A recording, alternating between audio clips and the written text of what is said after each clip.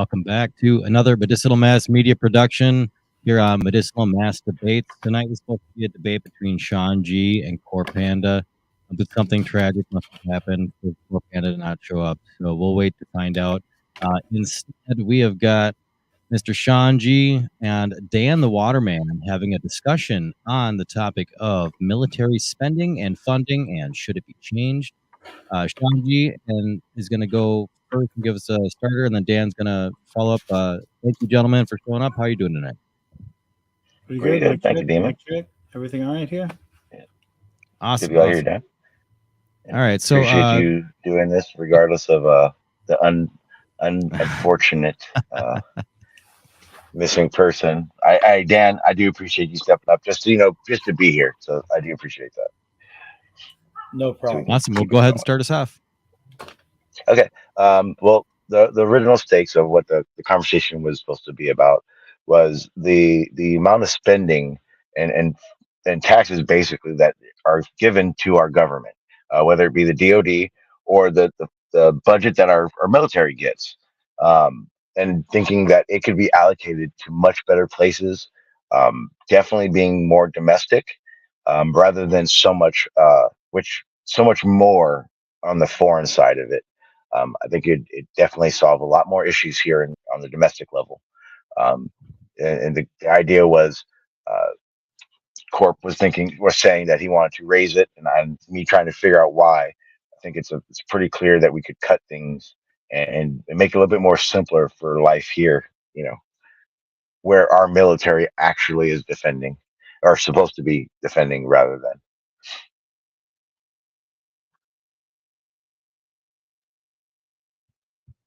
All righty. Well, I would have loved to hear that debate. I honestly would have. I think there's a couple people waiting at the Discord that wanted to see it too. But what do you what's your response to that, Dan? What do you think about Sean's ideas? I, of course, was ready to call him names and tell him that things don't just get thrown away. And I was going to talk about foreign exports. And I was surprised that there was a lot of different classifications of decommissioning things and how they're done. And imagine some things in raw materials might be worth scrapping, and other things might be worth selling, and other things might be worth not their time. They're just being done with it. It's more valuable to have someone else cart it off than it is for you to deal with it, particularly when you have a war to fight, or something going on. So there's times under stress when they may find themselves unable to manage.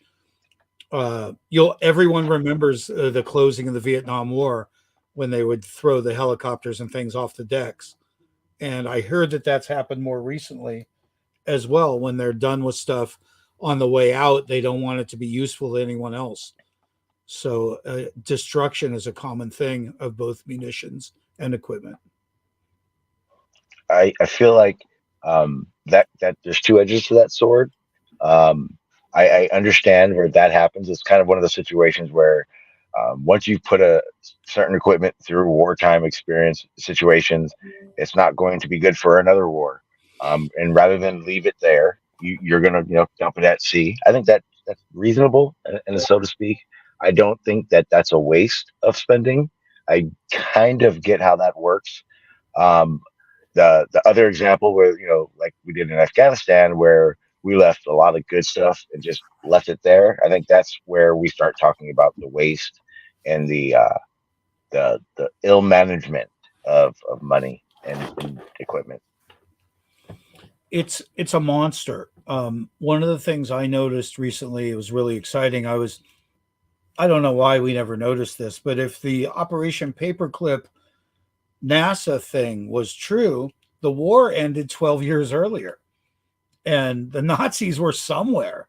Yeah. And so I started to look up an organization prior to NASA known as NACA, NACA, and realized that they were doing like big wind tunnel stuff. They were getting funding to do a lot of mostly wind tunnel tests and things like that for equipment. Yeah, a lot of aircraft stuff. Yeah, that worked across the industry for lots of people, safety, development, all kinds of things. And it was probably good use of monies, you know. But when they went to bring in NASA, the Department of Defense was fucking flipping out that they weren't getting funding or control of space. And I didn't realize that controversy has gone through to today, where both the military mission and the civilian missions were both badly compromised. And NASA's Yeah. been a fiscal mess, you Mhm. know, because of I, this compromise and working I think, with and sorting it out with, you know. yeah, I think that was going to be one of my really prime examples of what I call offshooting tax, or getting more money. You see companies do the same task every day. Um, I had a construction company where we were doing grading. We did a lot of trucking as well. Well, to maximize the profit that you make, you get a lot more. You're able to do a lot more adverse thing or more things with the money and making profit. You make another company, a sub company of your company that does something different, blah blah blah. Well, this is to me what NASCA was. NASCA was a government agency, right? That was getting a certain type of money for funding for, like Dan said, the certain air tunnel things, a lot of aircraft centric things. The problem was is that Britain, UK, they were far beyond what NASCA was doing, so they didn't see any way to keep adding funds. So if you make another agency, you give it a whole different idea, and you can raise the taxes beyond what they were getting before. And in the same situation, you see it with Space Force. Space Force is a agency that is brand new. Space Force is an agency which is now has a new bracket that can be um, used to raise taxes to be funded. But a Space Force has always been around. They've had agencies that have tasks that have everything to do with space. It just wasn't getting funded the same way now Space Force will. But at the same token, our taxes go up for it. Everything's the same thing with NASA, I believe. There's something called Los Angeles Air Force Base that's been assigned my whole life. Like I've never seen the property. Like it's always just been like an office near the LA airport. It's not like there's any stuff there. And now that turns out to be the El Segundo office for Space Systems Command. Mhm. Um, Yeah. So that was it was so I'm actually happy you brought that up, because that was actually part of the situation with why I feel we could cut the budget in half, and that half not go towards the federal military but go towards our domestic situations, because that was just one example of where we have wasted money. um, I was reading an article. It was talking about there's the Pentagon owns, you know, the Pentagon owns, there's 77 empty buildings that they pay $1.7 billion a year to keep right now, and they're completely empty. When I see numbers like that, I think that 1.7 billion can go to any name your organization that is helping aid people domestically that we know are underfunded right now and need more funding to benefit people. That's the type of reason I think we need to cut it, because I know they're not using the money they say they use as people think they are, right? Um, there are examples from the very small scale, from a platoon in one on one base, um, to that whole base, and then you talk about how many bases we have in America alone, with the way they handle their fiscal year, like we were talking the other day about, where as a contractor that supplied dirt to landfills there, every year I watch them throw MREs, IKEA wrapped furniture, X or like military ammunition shells, uh, you name it. I mean, we buried these things almost every day in a section of months of the year, and to do that, the reason they do that is because they need to be able to keep their budget either where it's at or ask for more. Because if you don't need anything, you can't ask for more money. That's not how the budget works on these bases or in any situation like that. And these are just many ways that we can be cutting this situation. Because remember, every fucking year they want to raise the budget, which means raise our taxes to be able to handle that. It's unnecessary. Well, you're right. And I guess, like anything else, any form of our government, the checks and balances are supposed to be there. And it seems like a lot of things, like I ran into a page full of definitions. Maybe it's a good time to bring them up, where they just change the definition of something so they can maintain either within or move away from their obligations prior. And that's bullshit. Mm-hmm. It's kind of like their way of keeping being able to deny it, no matter what, right? You have well, if they say this, we have this path to do it. And let me. I don't want to. Before it gets too bad, I want to make it clear. I don't want to cut funding, like completely cut funding. There are obvious advantages to having a superior military than others. I just think that we are beyond being the superior military now. We are boasting that we are the superior military, and at the detriment of domestic. I think that's the last thing me as an American expects out of our military. I want to aid people. I don't want to forget about our people, right? Mm-hmm. It's going to be hard for me to bring up anything in any order here. Let me just. I should probably just go through this randomly. An example of, I guess we're talking about things that get in the way.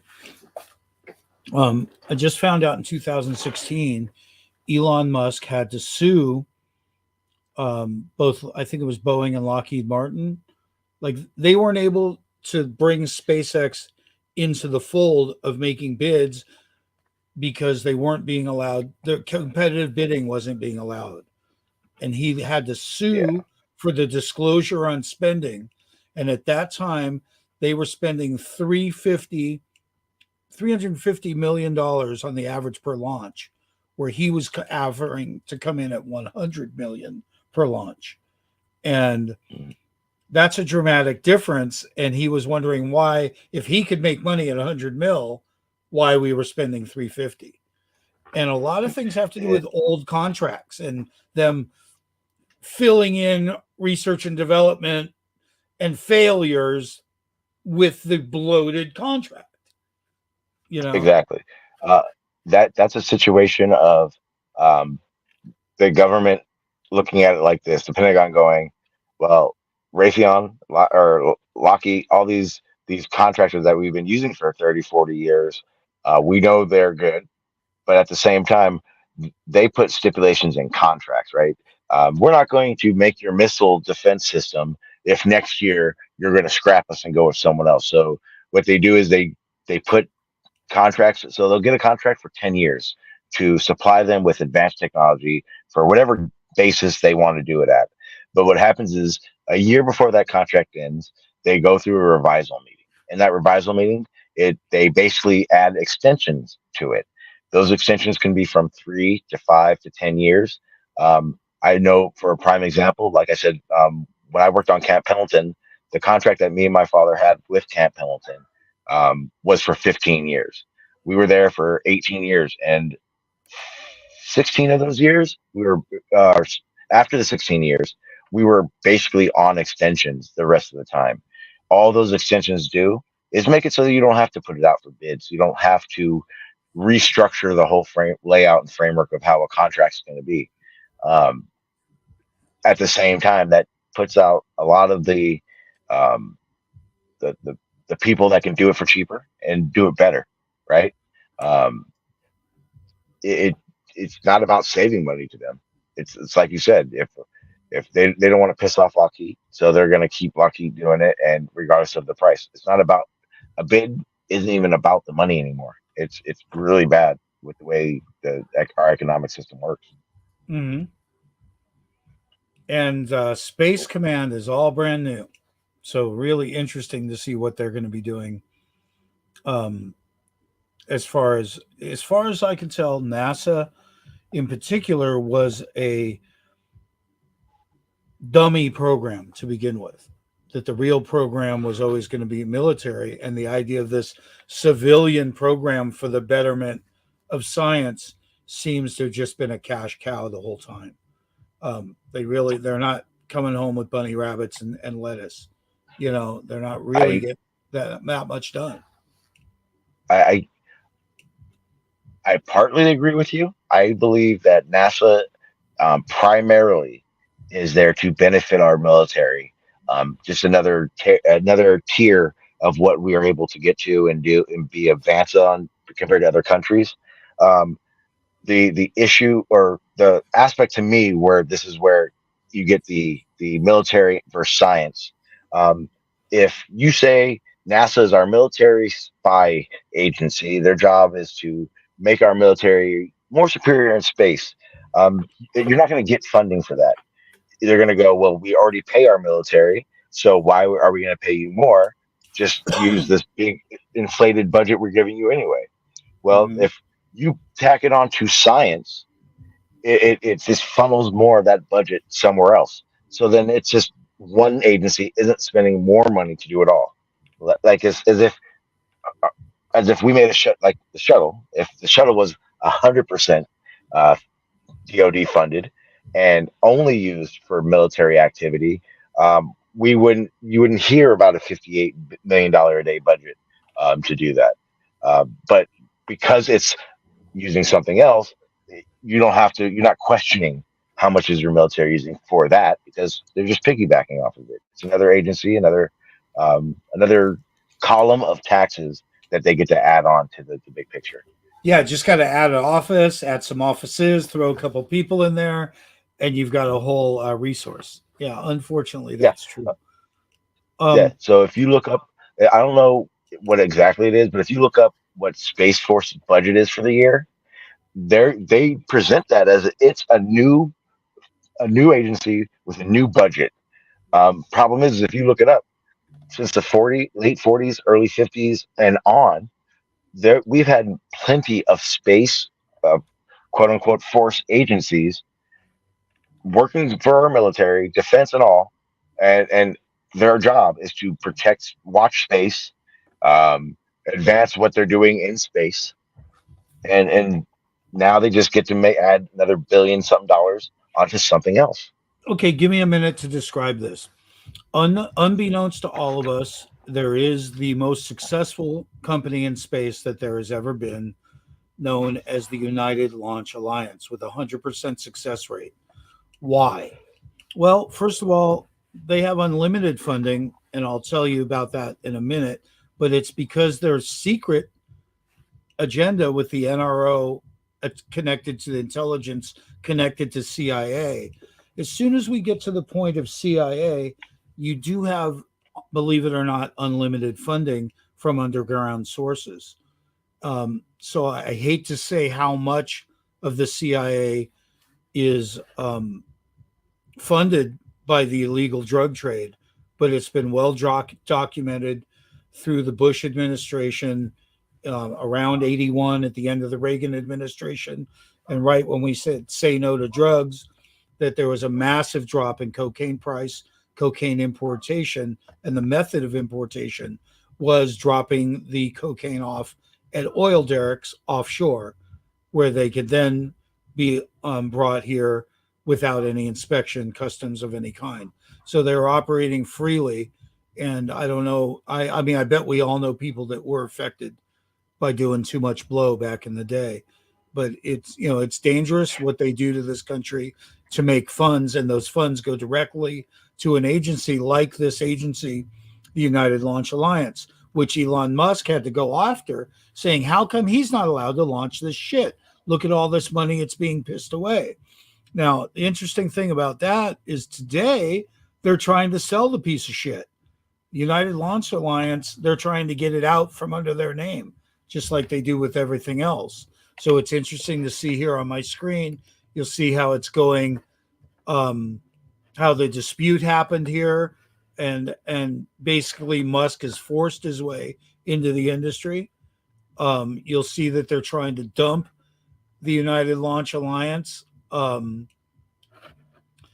It says here, for instance, the aerospace company does not have a large amount of space business. In other words, why are they dumping United Launch Alliance? Because once it's competitive, they can't compete anymore. They can't do shit. As a matter of fact, they've got no contracts but the NRO, and the NRO is some nasty, nasty shit. I would say that rather than it being not being able to compete, it's that they actually have to compete now.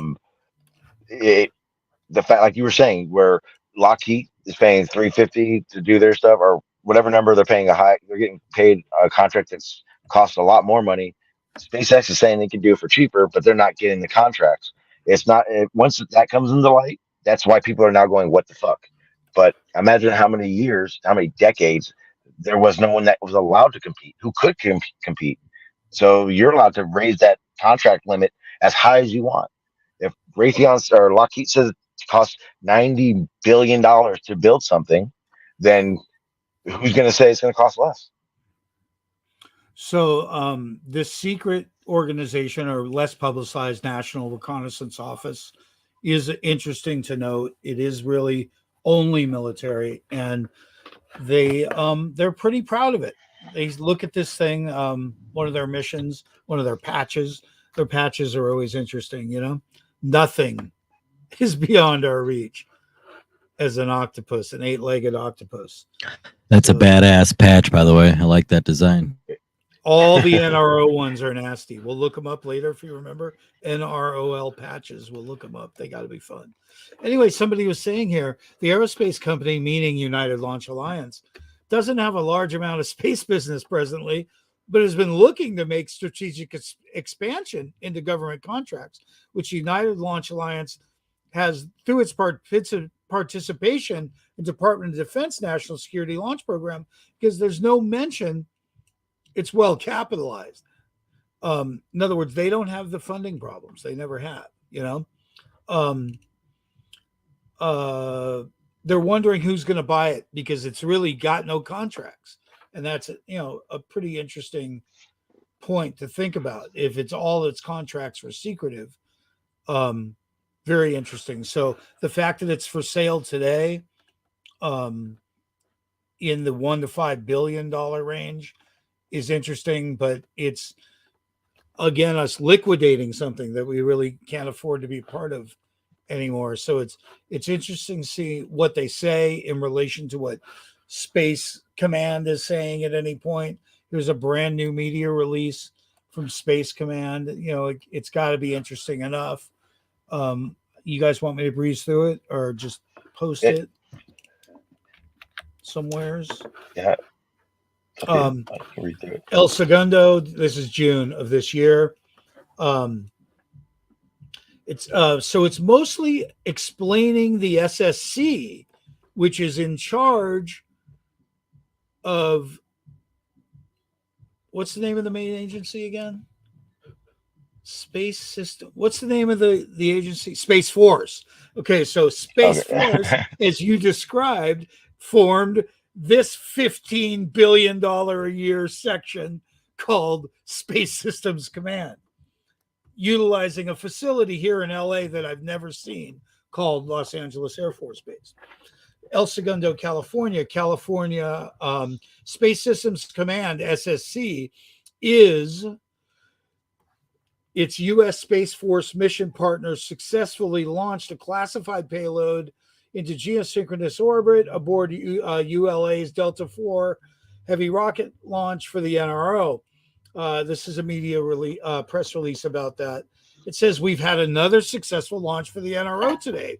The payload we put in space today adds to the unique capability the NRO provides to keep us safe out in front of the pacing challenges posed by our nation's competitors.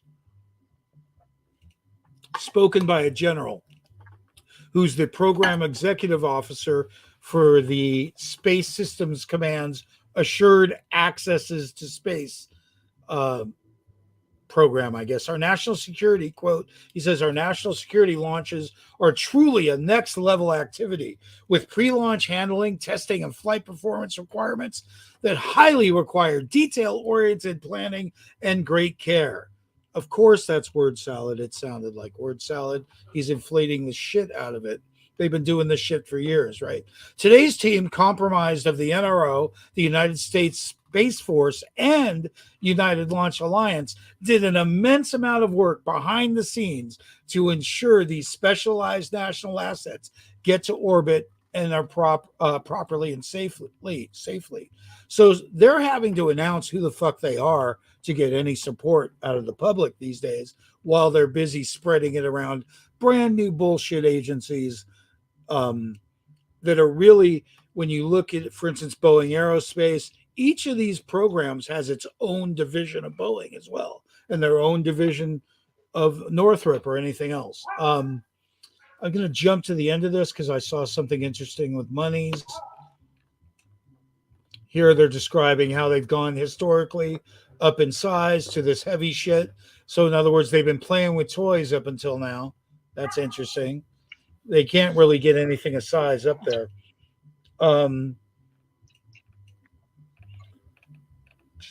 Here it is. Space Systems Command and the U.S. Space Force Field Command is the field command responsible for acquiring and delivering resilient war-fighting capabilities to protect our nation's strategic advantage in and from space. SSC manages a $15 billion space acquisition budget for the Department of Defense, and it works in partnership with joint forces. In other words, all the other armies, including Space Force. So it's got its own budget, just like you said, Sean. It says the budget for the Department of Defense and works in partnership with joint forces, industry, government agencies, academic, and allied organizations to accelerate innovation and outpace emerging threats. I don't know what emerging threats they're talking about. I've seen that shit Japan and India are doing, and it didn't scare me any more than a cartoon. It really didn't. It says here, our actions today are making the world a better space for tomorrow. Whoever wrote that deserves credit. I'll give that guy. Yeah.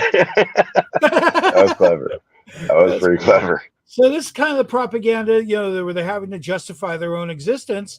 But the secret to the United Launch Alliance has been the CIA's ability to fund it.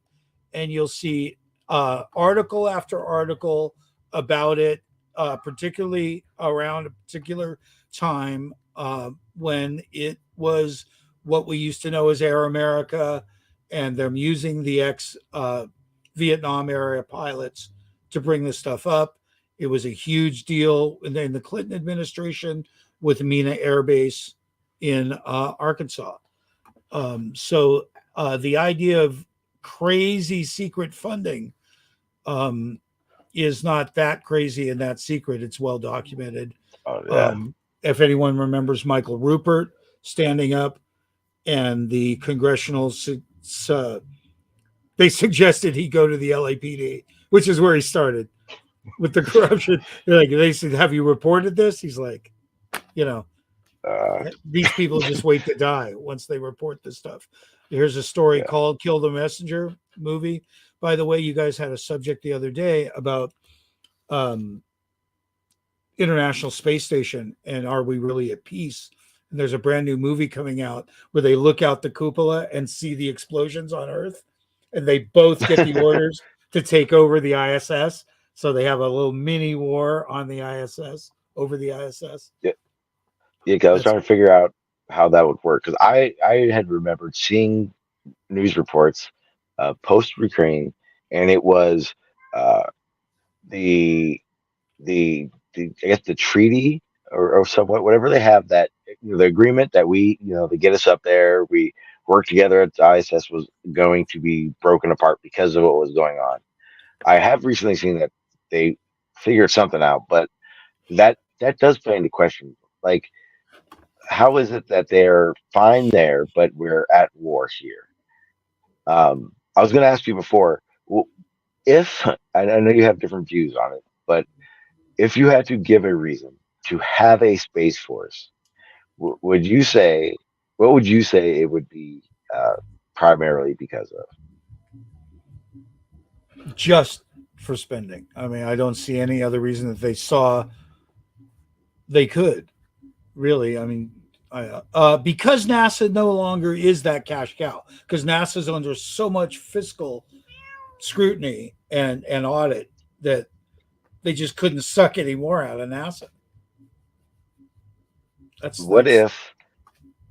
Again, let me walk you down this path. So, um, think about every um, diamond, um, renewable. I mean, any source that can be mined. If you think of any single one, the one thing that is in common with all of them is that a military protects them. We've also gotten in the past few years a lot of talk about mining asteroids, and you hear the little fringe ones about uh, what if an asteroid is coming at us? What is there a way to defend it? I believe it has to be something like that, where it would be for the money, which just gives more reason for them to not care about making us pay for it because they don't have to, or they're not having to come up with a reason. They just say an agency and you pay it. Or, um, and this is the fringe one. What if they know there are aliens and they know that they need a force that not only protects surface but also protects our space?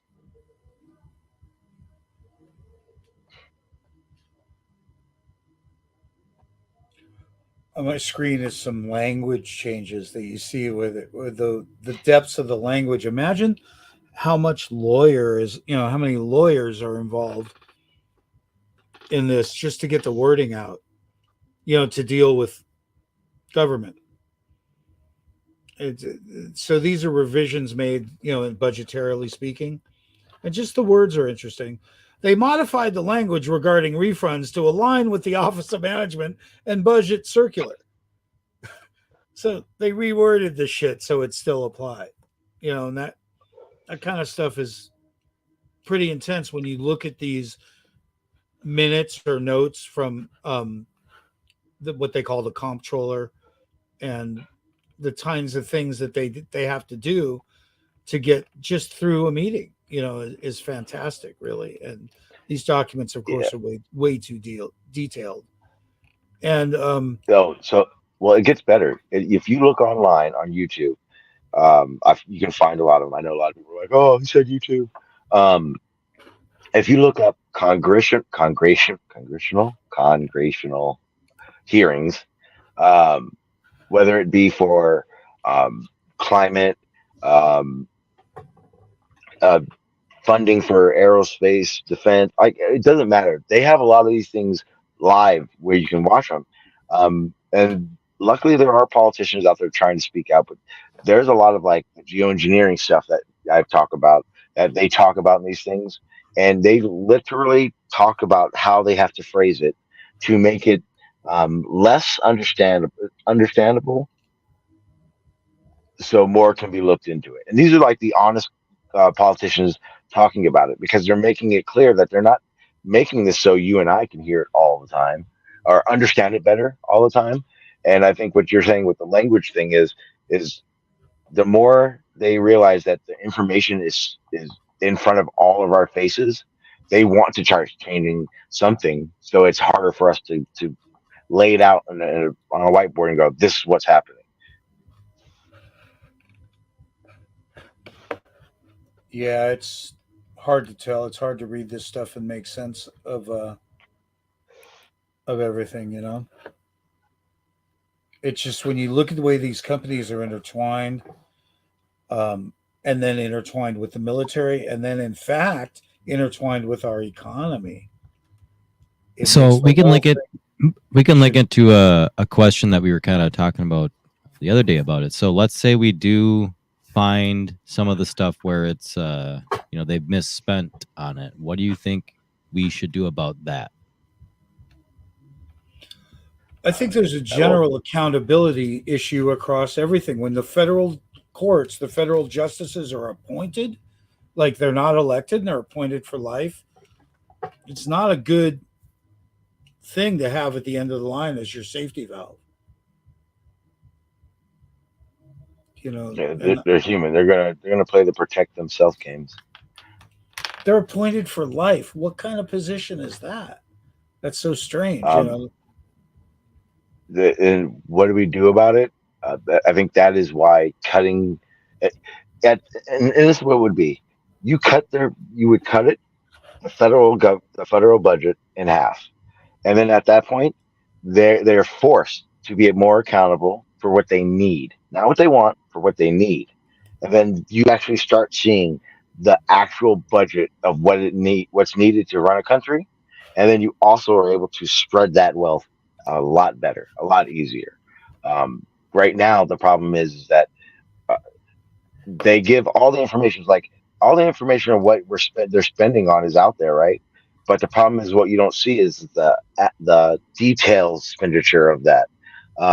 Examples like Pentagon officials use $1.5 million going on vacations in Afghanistan during the Afghanistan war, and when you hear that, it's like that doesn't make sense. Why would I pay for that? As a American citizen, I would never agree to pay for any officers from the Pentagon. Like, these motherfuckers aren't even in the trenches. They're not risking their fucking lives. These guys are sitting in offices in Afghanistan in the middle of a well protected bunker and going, "Hey, we had a hard day. We need to go on a vacation. Let's go to a resort and enjoy ourselves for a week." Like, that's not what tax money goes to. It's those things aren't necessary. You would instantly realize how much of that waste is actually happening if you cut the budget and then force them to be accountable for what they actually need. That money can go to 1,000 other places that would be much more needed in the situation. And look at our quality of life in this country has gone down a great deal, and the cost of living has gone up a great deal. It's nearly a new place, to be honest. It's pretty Well, awful. that's kind of the thing. Damn it! Hang on. Give me one second. I'm gonna read a couple of these explanation of changes. This is a revision.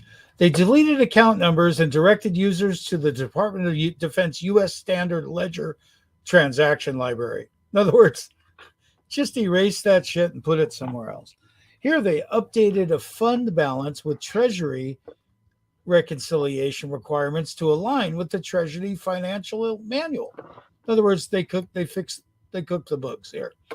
They modified the language regarding refunds to align with the Office of Budget Management and Budget Circular. They updated reconciliation rules and responsibilities for DoD components. Man, that's a sweet one right there. Talk about ambiguous. Fuck. Man, I'm stressed just reading that. Okay, they updated. Hey, What do you got? no, go ahead. My bad. Go ahead. Listen to this wording. They updated suspense accounts requirements for balances to be moved to the appropriate line of accounting, which is in capitals, line of accounting. You're supposed to know what that means, obviously. Within 60 business days from the data transaction aligned with the TFM.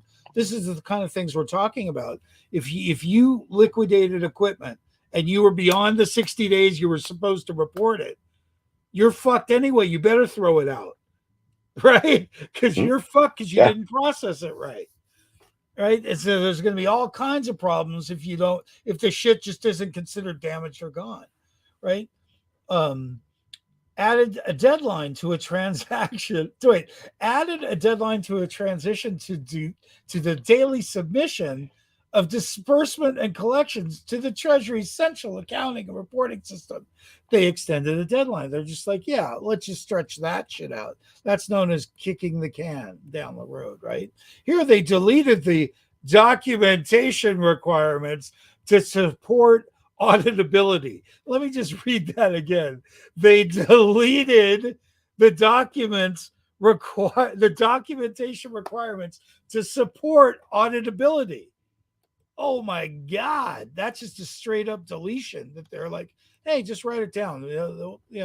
Just delete it and tell everyone. And what if they ask? Well, It, just tell them we deleted it. we threw it away. What can I say? So anyway, this is random. I didn't dig for this shit, and I was actually looking for some other um, explanations of why they changed certain language, and the type of things. Like here, updated accounting requirements for cash. Why? Well, because they know if they use the word cash, since we never know what cash on hand is for, you could use it for a slop front. So if you need like $100,000 in cash, that's because sometimes there's assets that require cash transactions, particularly illegal ones and payoffs. So it's like, so what's cash anyway? The word cash shouldn't even be happening at this level, So That's this the only stuff reason I ever needed cash when I was going to my dealer. pretty much. So yeah, Well, if we all had a living wage, we wouldn't be having this discussion at all. So the other thing I wanted to show really quick, and I guess I could try and breeze through it, is the difference. It's 4 minutes. It's what they call the difference between completely different types of accounting, where one is in advance and the other is sort of like internal, where you make decisions later about it more. It's kind of creepy. Like when you're talking about planned obsolescence, that would be more discussed internally, and it wouldn't be discussed. Well, that's what happens with that. We saw that with the housing market, the bankers. What you end up seeing is they go, uh, we'll risk this much, but hey, if we lose, just ask for more later. We'll get it. And these contracts that don't, they have to be extended to finish is definitely a dirty trick, because once you're locked in, what are you going to do if there's a no bid policy because it's private contractor for defense or something? Who else is going to step in, right? It You has to be can't. finished. Yeah. I firmly like, and again, I've had federal contract, military or civilian contracts is what they call it. I've had multiple ones with military, and it's very clear. And this even in the civilian world of construction, um, a bid nowadays is just so it looks like everyone has the opportunity. And that's kind of why when you see these things where you see extension upon extension upon extension, because once you have that contract locked in, the stipulations of what's needed locked in, you don't have to give anyone a chance. You can just pile extensions. Over years, they've tried to change it where you can only have 10 extensions beyond the end of a contract. Well, at that point, what they do is they put it out for bid, and all you have to do is just say you'll do it lower, and then they just renew the contract. It's what the federal government does with pretty much any contract that's on extension right now. They're just waiting so it dies out, and then they reopen it for bids without really reopening it for a bid. A bid is just a way of saying, "Hey, we gave people a chance." It's a theoretical process that isn't always followed. I'll get a call and they'll go, "How much you do this for?" And I'm like, um, I could do it for, like, let's say it's just $200 or something, and they'll be like, "Shit, we're supposed to get 3 bids," and I'm like, "All right, well, I'll give you a couple of numbers of friends of mine in the business, and I'll just call my friends and say, here, overprice this," so they pick me, Yep. and they're fine with that. They don't care, but they need to write down 2 other things for sure. So this video is playing in the background. It's just talking about the differences between how they do things internally, which is known as management accounting, versus financial accounting, which is what your shareholders and shit like that might see, or what the public sees. Yeah, what we would see of it. And they're both common and both regularly done side by side. I think we call that cooking the books. when it's frowned upon. So it's Balancing interesting. the books, basically. It's interesting. So what'll happen is you'll call it an overrun. You'll call it this because you know there's room for it there. For instance, safety measures. You only have a major expense. Let's say every 4 years, where you got to have a geological survey done, or something like that, or every 10 years. But you can get it out of the budget, so you suck it out of the budget. I remember my mom lived in a trailer park kind of situation. They had over $1 million in their surplus for things like bridge building and paving and things. And that's just a homeowners association, and how difficult it is to redisperse that versus keeping it and then therefore having to spend it, like you say, because it's there Mhm. and you can't request funds if you're already sitting on $1 million. So A how lot do of you well, that's a lot of things. What happened? I can give you a prime example. On this one of the sites that we were working on, that we were contracted for a 5-year stint. Every we were supposed to have um, media or like occasional surveys of different for the property lines to where drainage would be, and the issue was is in the contract it says that. So if you're paying $10,000 a year for just that, and you don't ask for it every year, we don't do it every year. The only time you got to do it is when it's time to get an extension or renew a contract, so you can show them what you have. And the government does that with as a practice, no matter what. It's the problem is if you have to do that to make money and you have to do that to further, that's one thing, right? But if they're working for us and they're not accountable for what they're doing, then we don't even know what's happening. That's when the problem starts. And how do you have accountability? Look at my screen. Here, they revised the authoritative guidance paragraph to list additional sources. In other words, they could get permission from someone else, right? They don't need Congress, for instance. Here, they updated the definitions to provide clarification. Is there anything more ambiguous than that? They updated the definitions to provide clarification. Zero subject matter here. Uh, Here, they updated to reflect current U.S. Department of the Treasury's references to deadlines. No, references and deadlines. In other words, they're either ignoring or extending a deadline. Here, they revised something to provide more context. They were forced to explain something. I mean, even I can read the language and bullshit now, right? If they say they revised something to provide more context, they were forced to explain some of this ambiguous shit. Here's the last one. This was revised to clarify the process. Again, this is clearly follow up when somebody's asked them on their bullshit. What the fuck are you saying with this ambiguous shit that they put in place? So it's hard. You'd have to have a lawyer in your pocket to be a general, it appears. Imagine how lonely that Well, must be. I think the biggest problem is that we would need a lawyer to explain that to us, and at the same time, that's what they give you to try to explain themselves. I get people can read that, but as a average person, that's just it looks like just BS. It looks like let Here's me Sean. explain my way from saying They covered your ass here. It says here they deleted the definition for fiscal year appropriation since the specific terminology is not used within this chapter. it. so, They so now deleted on the everything I said definition about fiscal years is wrong. Doesn't fiscal exist anymore. year appropriation. Nah, that's just called that. It's not really what we do. We just call it that. Yeah, it's not a Here they fiscal year. aligned. Here they aligned some definition terminologies.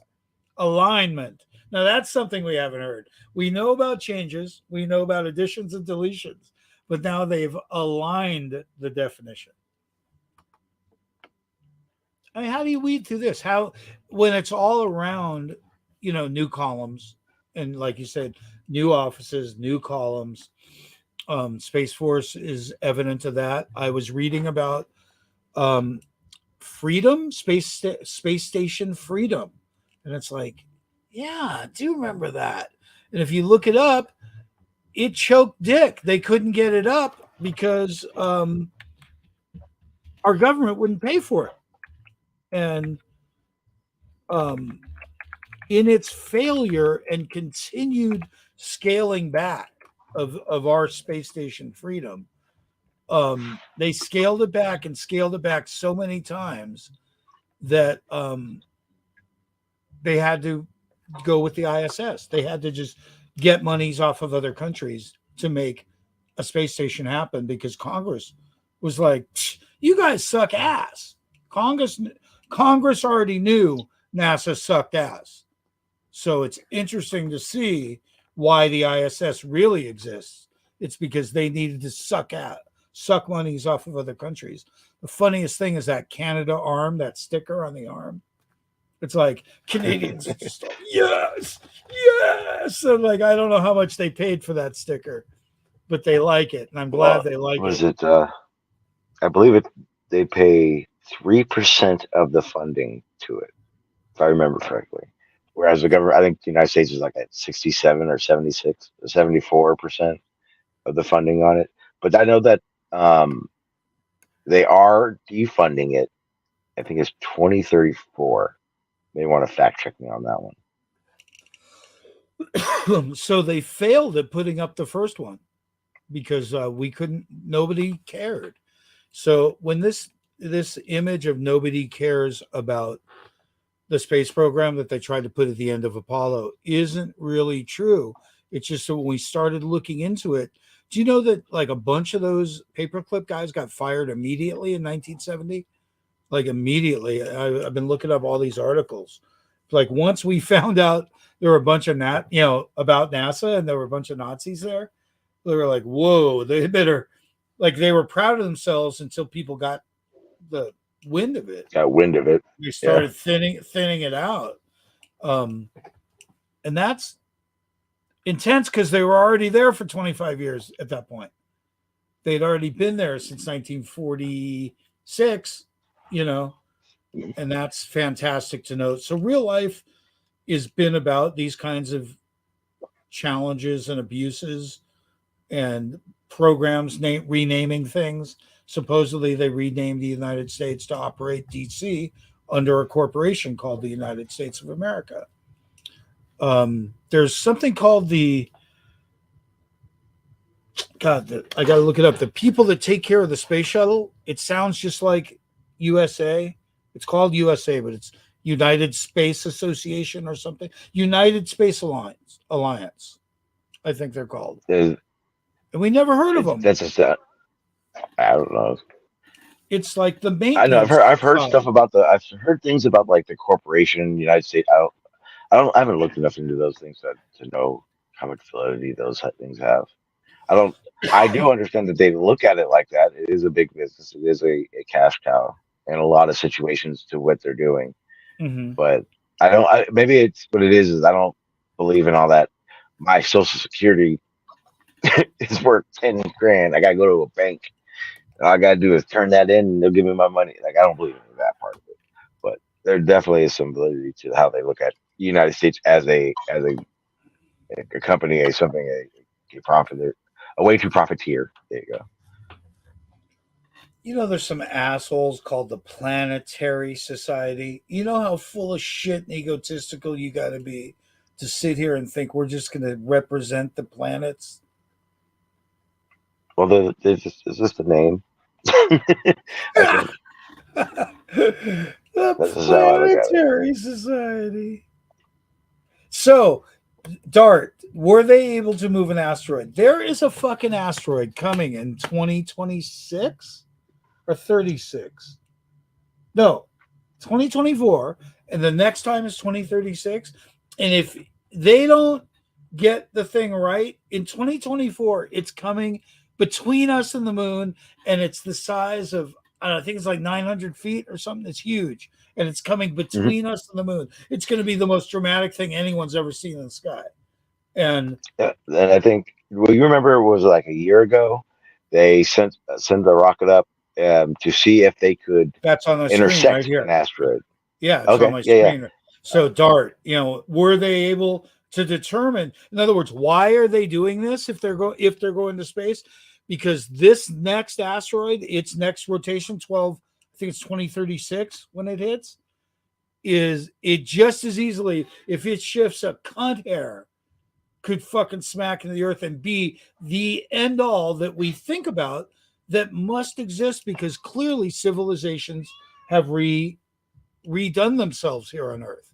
It seems like civilizations have been wiped out before, and But it be I personally think that we have the technology at least to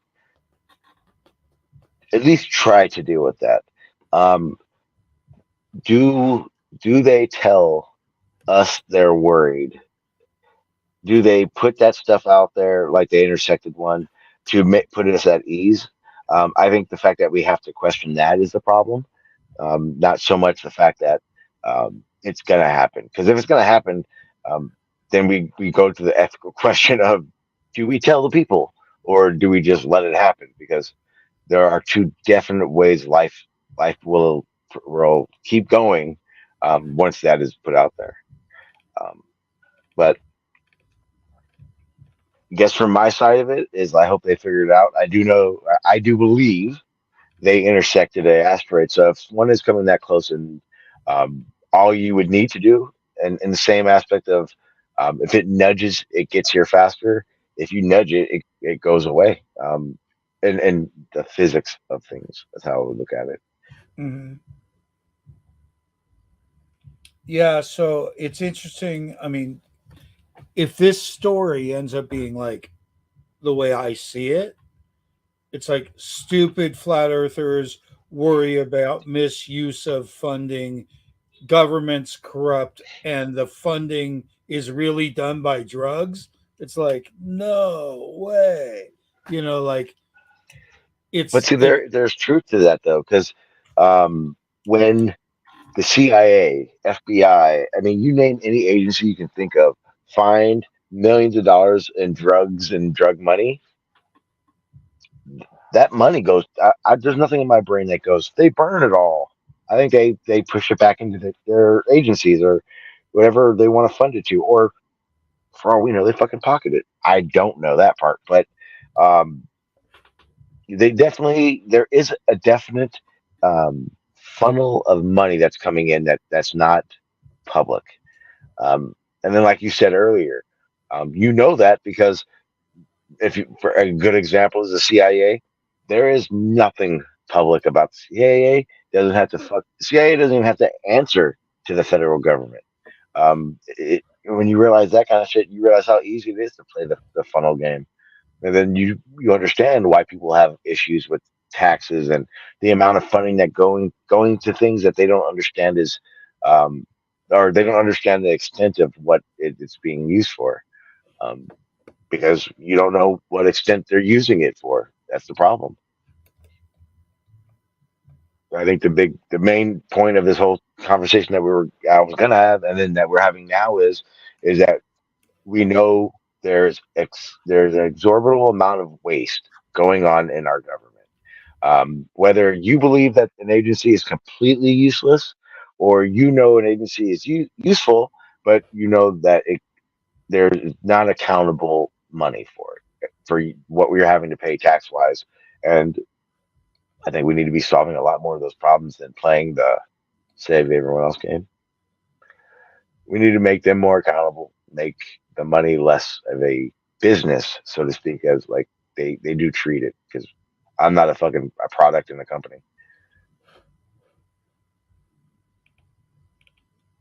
It looks like there's a formula to funds in general.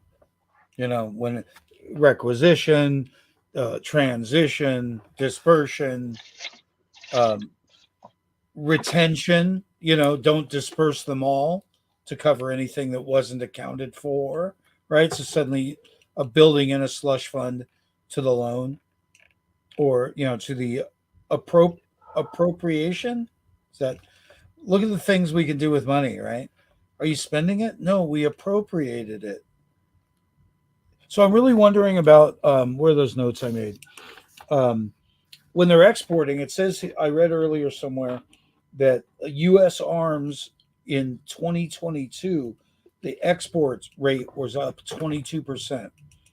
I'm sorry, was in 2022 was up 49% from I think the previous year. I'm not sure how far back that went, but that's a big jump, even if it's in 1 year, to our military export.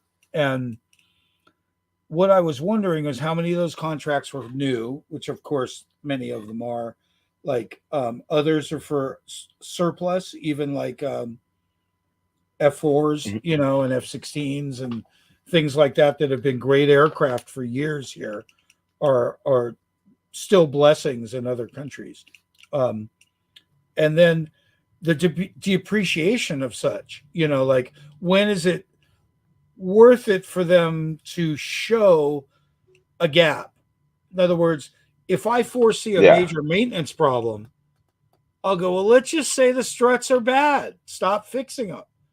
Like that's got to be an interesting thing, right? If you're constantly maintaining it and now the plane's always down, what fucking good is it? So yeah, yeah, even if you fought to reduce the cost of that part, if you're landing gears, if you're burning up tires and shocks every landing, the design probably sucks ass, you know. But yeah, today, like with things that they call joint strike fighters, man, the Army and mhm, Navy and Marines fight like a motherfucker over what they need from them. And they need it to be light for this. They need it to be heavy enough to carry that. They need to try and get it on the deck of this. And they're kind of failing at this joint thing. Sean, you got to love the A-10. The A-10 is mhm. what they call the tank killer, and it's a heavily cannoned craft, but it's slow. They can get down to a speed where it can target you. It can't you can't target something with it winging past it. You got to climb up over it, bank down, and fucking chew it to pieces. And so it's interesting when it comes to equipment. Like Shauna, you and I would be a hassle if we were different, military factions trying to fight for its particular type of thing, Yeah, because it's all theoretical. And and like they shift now to desert colors and this type of warfare, and now it's all about urban, and it's like shit. In the past, the difference was we've always made killer really good shit like a tank, but it costs like 3 times what a Russian tank does. So mhm. is there 3-to-1 advantage an advantage? And when you're covering territory, it is, because you're not in one-on-one battle. One on Well, one, they got the fucking problems, the problem is that uh, if we build a tank that needs to be 3 times better than any Russian tank, I get that. The problem is that are we going to war with Russia in the next couple of years? Because if we're not, I can show you every couple of years where they revise and put that much more money to make it that much better. And I'm not seeing Russian tanks improving like that. So are we advancing these things just to boost the ego, or are we Absolutely. advancing these things because that's what they have to be advanced to? Do you remember That's the the big question. the Chrysler M1 tank coming out 55 miles an hour taking Mhm. jumps? So I think Oh, that what they don't have is gas trucks that fast, because the thing gets mhm. 3 gallons to the mile. That's Well, not miles to the that's gallon. That's gallons to so the mile. So you better have some yeah. fast So fucking gas trucks. and that's the crazy part about it, because again, that was like when it came out, it was like we're going to take over the world. Like not we're going to take over the world, but like there's no one that can beat us in this side of it. And then you look at where we're at now with the Abram. Those things are coasting, doing 70, 75 miles an hour over rough terrain. I'm pretty sure, Dan, you've probably seen them every once in a while if you came through Camp Pendleton. The big where the mountain range is, right next to the freeway. That's where all like the tank battles next to the freeways go on. They go out there and they're doing 70 miles an hour. Those tanks are insanely better than even the ones you were just talking about. And it's like, at what point are is just advancing enough to keep it up to date enough, rather than having to say you're building a tank that's going to now cost $700 million, and then with a $10 billion fucking budget for a thousand of them, but you don't need a thousand of them. All difficult decisions, regardless. You know, Hmm? all definitely difficult And it's not decisions. Um, One night it would be fun to watch the movie Doctor Strangelove. I don't know if you remember the film, but there's a hmm? time when there might have still been, honest people in the army that wanted to keep the army for the people. And when this thing went to like a banker's control, I think maybe there's a lot more hidden in that movie than we realize, is because it Yeah, I was, think you should. they had to worry about the generals, and Yeah. before we close, one of my biggest things today is about Eisenhower, who was a general, who was made president because we like heroes. Um, so Eisenhower absolutely warned us of this type of abuse. And he said in 1960, as he left office, beware of the military industrial complex, and felt that the control had been lost from his office, that it was no longer there because of the contractual obligations that outlived our presidential administrations, and fiscal obligations that outlive that. So each president inherits the issues from the past. Um, so he leaves office and warns us all. Kennedy comes in. There's a famous press speech he made. I forget what university or what, the National Press Club, and he begged the press. He said, "I can't do it from here. I need you." And he begged the press to tell everyone what was going on. And then the secret society speech was soon after that, where he said it was repugnant to live in a place where there was secrets and bullshit. And he tried to make, you know, this country be what he thought it was, and he got killed for that. And the subsequent issues with that have to do with the CIA at the time being George Bush, who became vice president and then president, and his son president.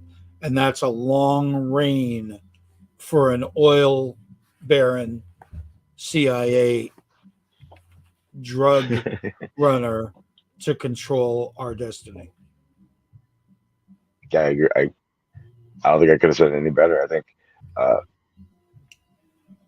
I think Scary. it's, yeah, I think it's just ridiculous to think that everything is all good, and um, our interests are in there. Our best interest is at play, but I don't think it is, and I think like you're saying, man, it's one of those things where at some point, hopefully, they're accountable and we can start really giving a fuck. Um, it is interesting, like a veteran, to get a veteran's opinion. It'd be nice next time to Yeah. ask, how people feel about serving the government. It's not their fault, but something about accountability has failed, and what's okay has failed. Like our pandemic situation was pretty bizarre. And so there's obviously collusion at a broader level than we realize to make what turns out to be fairly large financial decisions. You know, Hmm. Yeah. Yeah, that I want to let's make that really clear. I think a lot of the things that, I mean, I can say almost everything that me and Dan are talking about isn't even at the soldier level. Um, I think my opinion, I know my opinion comes from the anger of having loved ones that are soldiers, and once you get way above that, where those people's brains are working on and how they're thinking of these things. Because one of the things that I talked when me and Court Panda were talking about this, that he had said that I absolutely agree with. He said that they needed more funding for vets, and I 100% agree with that.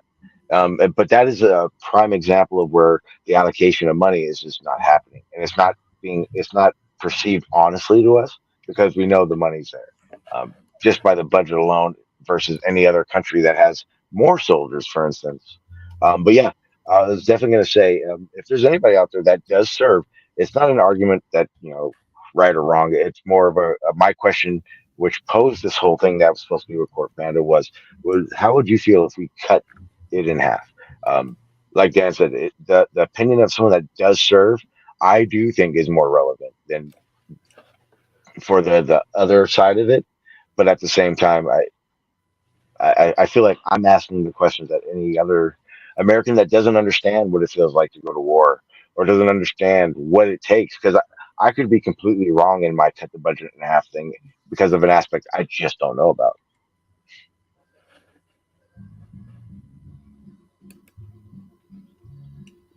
Awesome. Well, that was definitely a good discussion. If you got any last points to make, maybe we could make those now, and then we'll wrap it up. And then I got one last thing to share at the end here, a spoiler from the past and a spoiler for the future. It's not the picture, is it? Is it the picture? No, don't worry about it. I'll get to it. I can't wait because you warned me of this earlier, and I hadn't thought about it until about just now. All right. Well, in closing, I'd just like to say, everyone, find out who your real enemies are, because the people that we talk to every day are certainly not it.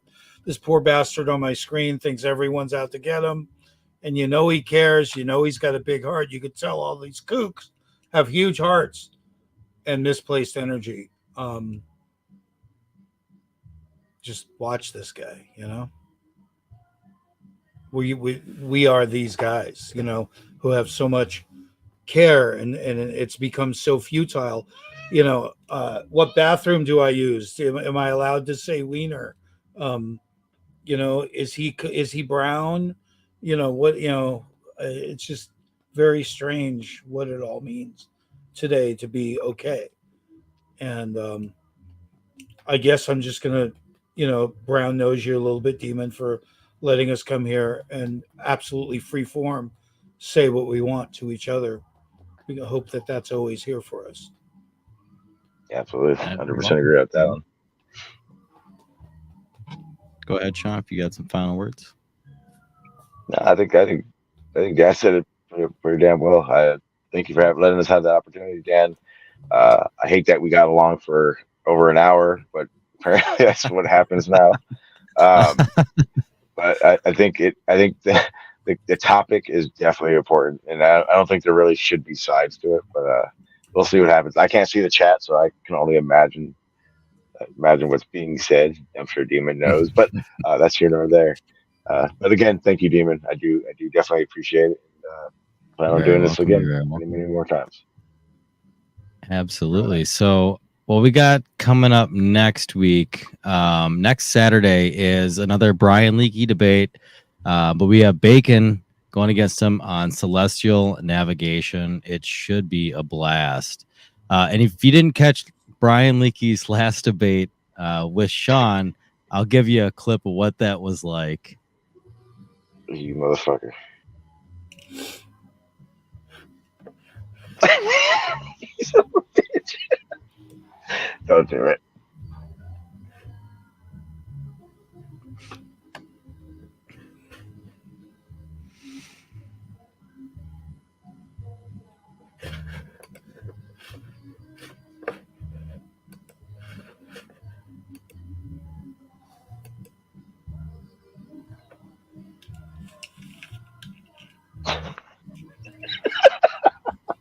Fuck you, Demon.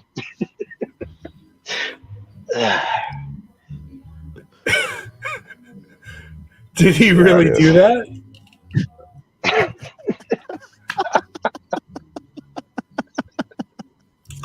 Was that live?